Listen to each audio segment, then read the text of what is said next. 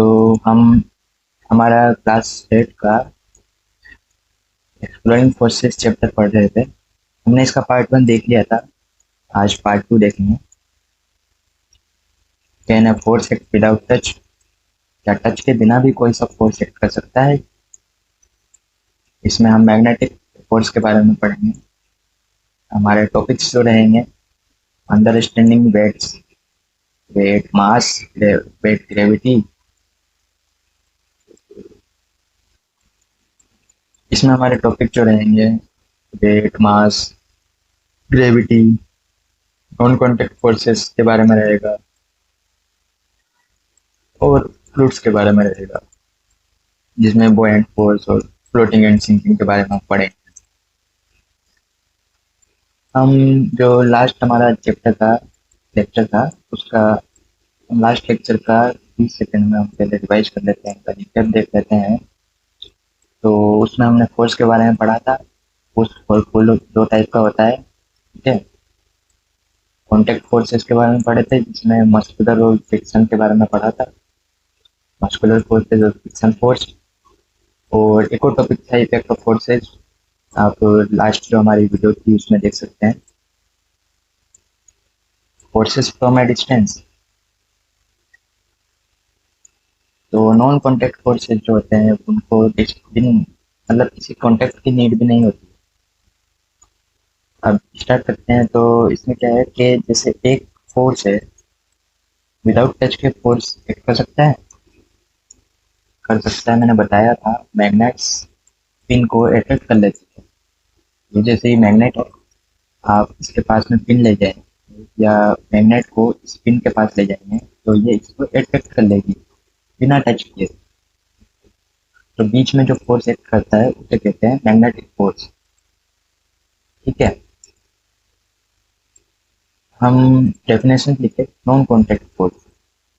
तो एक इस टाइप का फोर्स होता है ये, a force that acts without physical contact.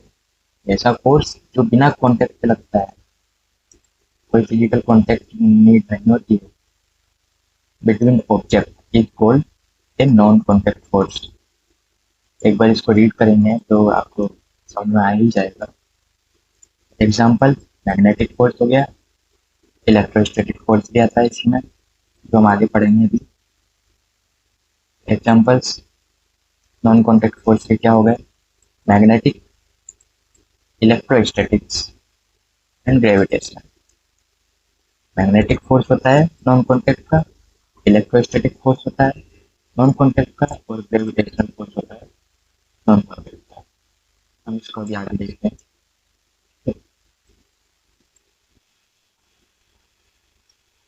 Magnetic mystery. How does a magnet pull? Pin है, इसके पास जब मैग्नेट ले गए तो इसने पुल कैसे किया?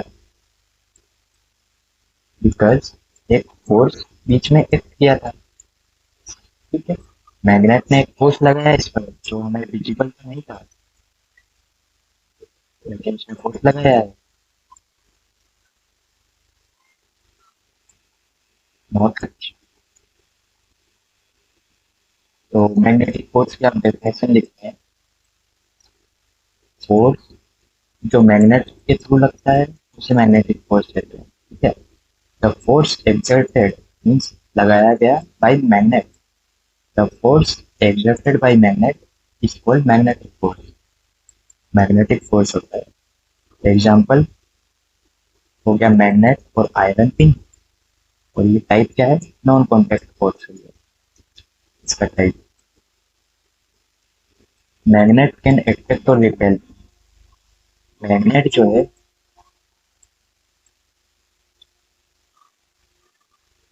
मैग्नेट कैन अट्रैक्ट और repel. Magnetic force, magnetic force जो है वो भी कर सकता है, यही नहीं कि अट्रैक्ट करे। दो मैग्नेट आपने देखी होगी, वो अट्रैक्ट भी करती है और रिपेल भी करती है, ठीक है। दोनों कंडीशन होती है। Try the magnet test. तो आपके लिए एक टेस्ट है। एक मैग्नेट को पेपर क्लिप के पास ले जाओ कॉइन के पास ले जाओ, पेंसिल के पास ले जाओ, की के पास ले जाओ। अब आपको ये बताना है कि इसमें किस किस के पास वो अट्रैक्ट करेगी, वो किसी किस को अट्रैक्ट करेगी।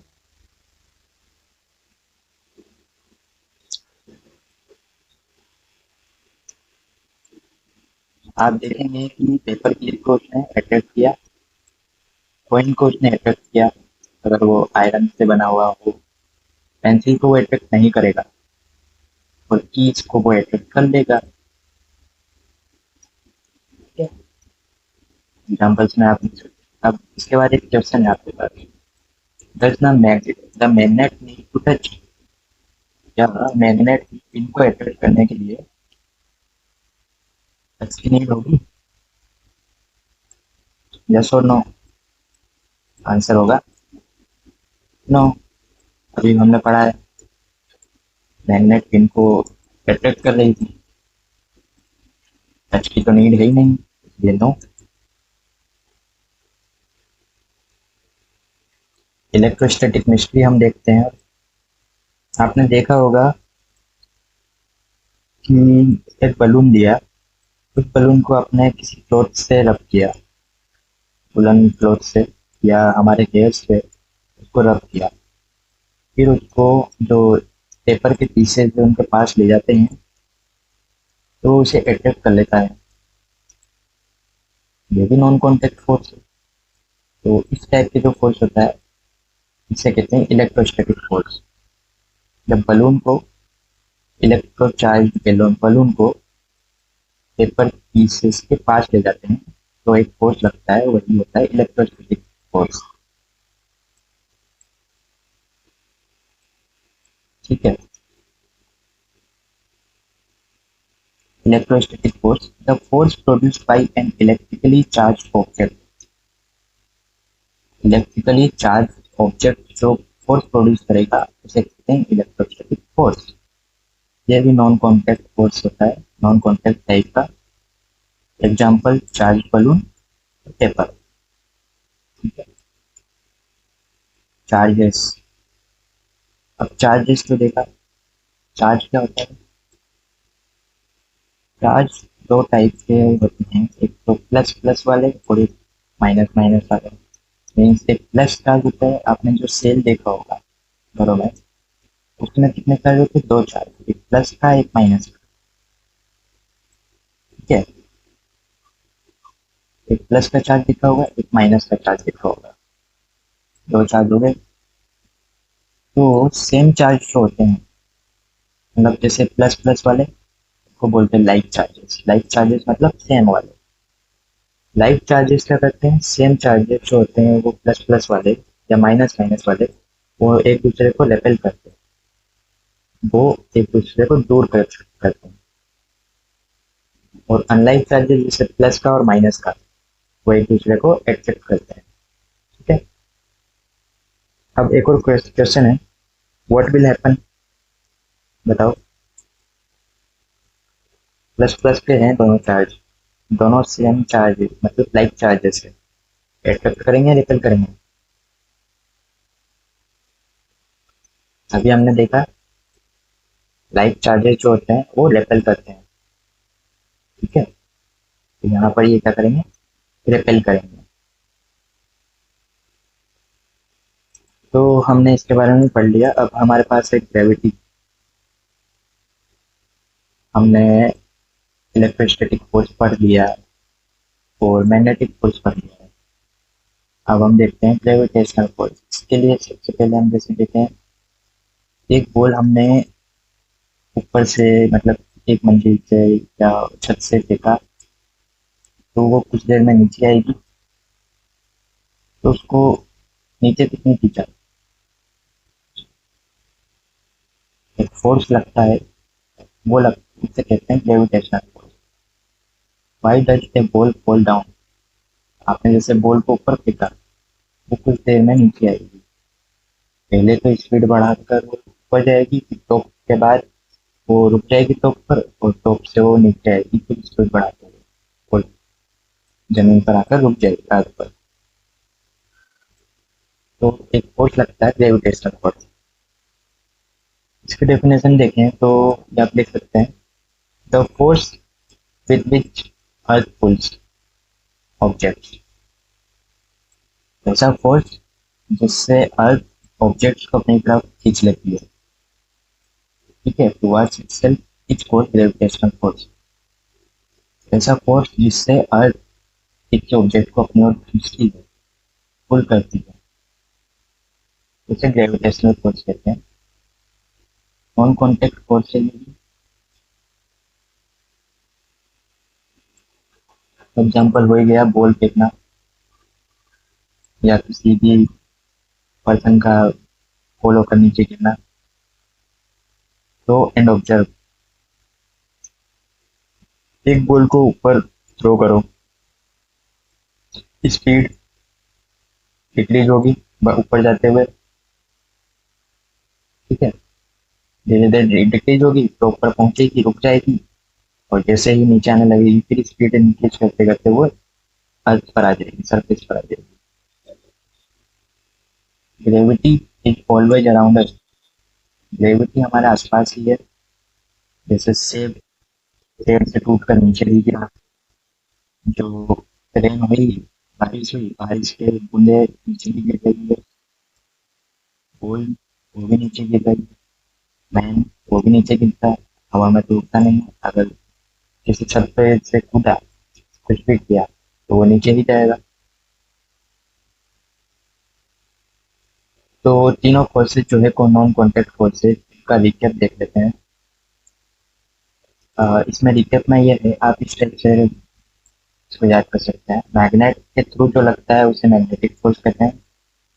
चार्ज के थ्रू जो लगता है इलेक्ट्रोस्टैटिक चार्ज लगता है, इलेक्ट्रोस्टैटिक फोर्स कहते हैं उसको।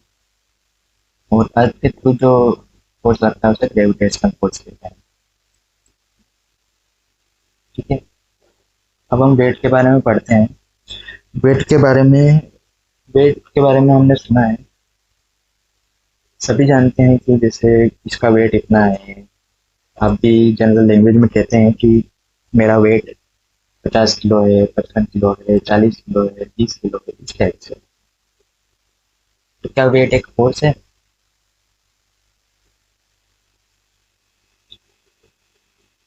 Your body has mass but what is wait?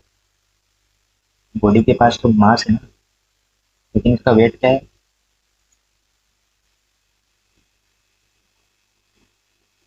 Wait के लिए लिख सकते हैं, फोर्स विद विच, फोर्स वैसे वेट भी एक फोर्स ही होता है, force with which earth pulls on an object, ठीक है।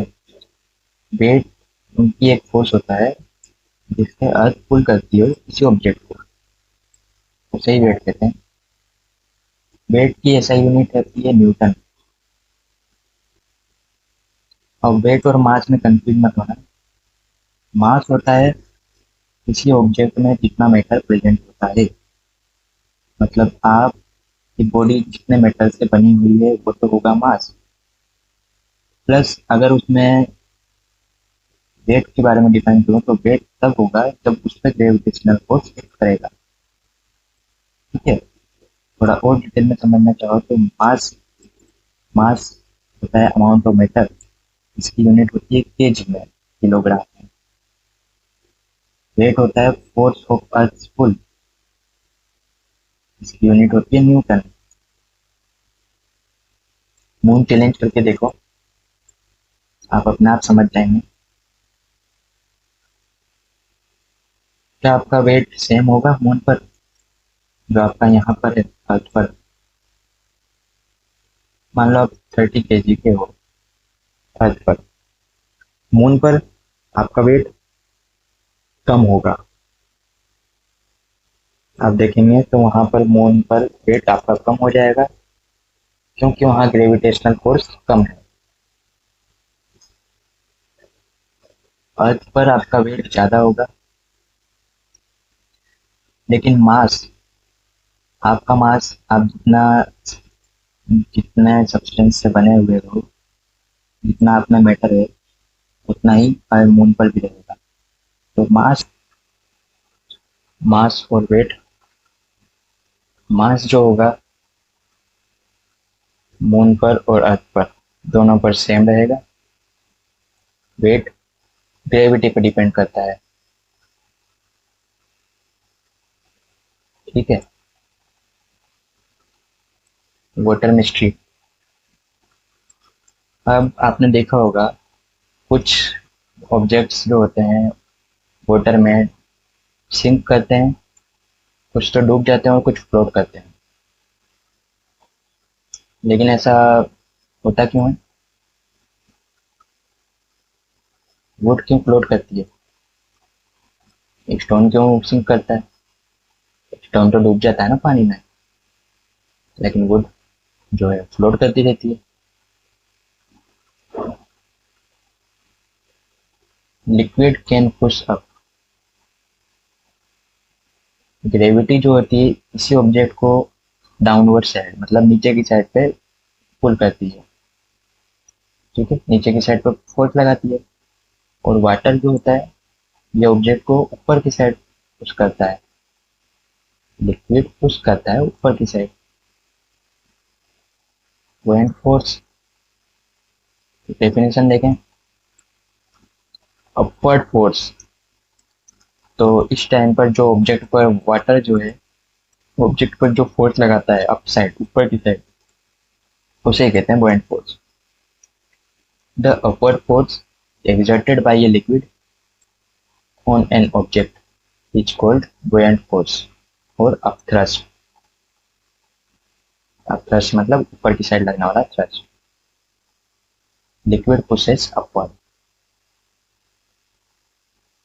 feel the upward force। एक एग्जांपल देखो कि एक अपना हाथ या किसी ऑब्जेक्ट को एक ऑब्जेक्ट को लो, उसको वाटर में डुबाओ और ऐसे ही होल्ड करके रखो। देखना वाटर उस पर प्रेशर लगाता है अप साइड पे। थोड़े टाइम में फील करोगे कि उस पर प्रेशर लगाता है अप साइड पे, ऊपर की साइड। इसे बुओयंट फोर्स कहते हैं। ठीक है, यही होता है बुओयंट फोर्स। फ्लोट और सिंक, कौन सी चीज डूबेगी या सिंक करेगी ये कौन डिसाइड करता है? ये डिसाइड करता है ग्रेविटेशनल फोर्स और बुओयंट फोर्स। जिस पे ग्रेविटेशनल फोर्स ज्यादा लगेगा बुओयंट फोर्स से, वो सिंक कर जाएगा, डूब जाएगा। और जिसमें बुओयंट फोर्स और ग्रेविटेशनल फोर्स बराबर हो जाएंगे, वो फ्लोट करेंगे, वो वहीं पर तैरता रहेगा। बुओयंट फोर्स। ठीक है। अब एक क्वेश्चन है, why does a mug feel lighter in water? Lighter क्यों लगता है एक मग वाटर के अंदर? क्योंकि क्यों लगता है? क्योंकि उस पर ग्रेविटेशनल फोर्स कम लग रहा है बुओयंट फोर्स के कंपैरिजन में। ठीक है, ग्रेविटेशनल फोर्स ज्यादा लगता है, नहीं ग्रेविटेशनल फोर्स कम लग रहा है उस पर, बुओयंट फोर्स उस पर ज्यादा लग रहा है। इसकी एप्लीकेशन देखें। शिप्स जो तैरते हैं उन पे बुओयंट फोर्स ज्यादा लग रहा है, ग्रेविटेशनल फोर्स कम है, इसलिए वो तैर पा रहे हैं, फ्लोट कर पा रहे हैं। लाइफ जैकेट्स के लिए भी है ये, बोट्स के लिए भी यही है। अब हम एक रिकैप करते हैं पूरे चैप्टर का। हमने फोर्सेस के बारे में पढ़ा, कॉन्टैक्ट फोर्स और नॉन कॉन्टैक्ट फोर्स होता है। कॉन्टैक्ट फोर्स में मस्कुलर फोर्स, फ्रिक्शन फोर्स के बारे में पढ़ा, इफेक्ट ऑफ फोर्सेस पढ़ा और फोर्स क्या होता है ये भी पढ़ा था। नॉन कॉन्टैक्ट फोर्स के बारे में पढ़ा। नॉन कॉन्टैक्ट फोर्स में magnetic force, electrostatic force, gravitational force के बारे में पढ़ा है। फिर लिक्विड के बारे में पढ़ा है, लिक्विड में बुओयंट फोर्स होता है। वेट के बारे में पढ़ा है। ठीक है। डेफिनेशंस रिवीजन के लिए आप कभी भी इसको यूज कर सकते हैं। आप इस इन जो डेफिनेशंस है इनको लिख सकते हैं और रिवाइज करोगे तो आपका ये चैप्टर कंप्लीट हो जाएगा।